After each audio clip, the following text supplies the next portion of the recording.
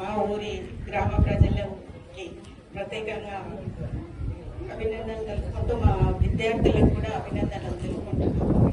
ఏదైనా సార్ నేను కొన్ని పోటీ ఉంటుంది, ఆ పోటీ ఉన్న ఏదైనా ఫస్ట్ మా దగ్గర నుండి మీ దగ్గరకు వస్తారు కాబట్టి నేనే గొప్పని అంటాను. సరే మా సార్ ఏదో రకంగా మేము పోటీగా తీసుకొని స్కూల్లో కానీ పిల్లలు కానీ అందరినీ అభివృద్ధి చేయడానికే మేము ప్రత్యేకంగా మా స్టాఫ్ కానీ అందరం కలిసి హై స్కూల్ అనే ఉండదు, ప్రైమరీ అని ఉండదు, పిల్లలు కూడా హై స్కూల్ పిల్లలు ప్రైమరీ పిల్లలు అని కాకుండా అంతా కలిసి ఉండడం వల్ల మేము కూడా కలిసి ఉన్నాము.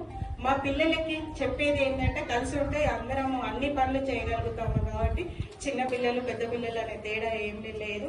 ఇదే విధంగా ఇప్పుడే సార్ అన్నారు, సార్ ఈ గణితాధారము అంటే నేను ఇంతవరకు ఎప్పుడు చూడలేదు, ఇదే ఫస్ట్ టైం చూశాను.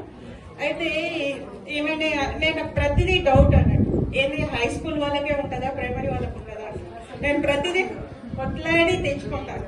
ప్రైమరీకి ఫస్ట్ ఇవ్వాలి, తర్వాత హై స్కూల్కి ఇవ్వాలి అంటాను. అదే విధంగా ఈ ఊరి గ్రామ ప్రజలను కూడా నేను ఒక రకంగా కొంచెము అంటే ప్రైమరీ స్కూల్ ఉంది అనే గుర్తింపు తెచ్చుకోవడానికి నేను కొద్దిగా కష్టపడ్డాను. నాతో పాటు మా స్టాఫ్ కూడా కష్టపడ్డారు. దాంట్లో సఫలమైనమని తెలుపుకుంటున్నాను. సంతోషంగా ఉంది మా యొక్క సేవలను ప్రజలు గుర్తించినందుకు. అదే విధంగా అయితే నేను ఇప్పుడే అడిగాను, ఈ సార్ హై స్కూల్ వాళ్ళే చేస్తారా గణితావధానము, ప్రైమరీ వాళ్ళు చేయరా అని అడిగాను. అంటే చేస్తారు మేడం, 4th 5th వాళ్ళకి నేను 4th 5th వాళ్ళకి సార్ ఫస్ట్ క్లాస్ కావాలి అది కూడా చేద్దాము అన్నారు.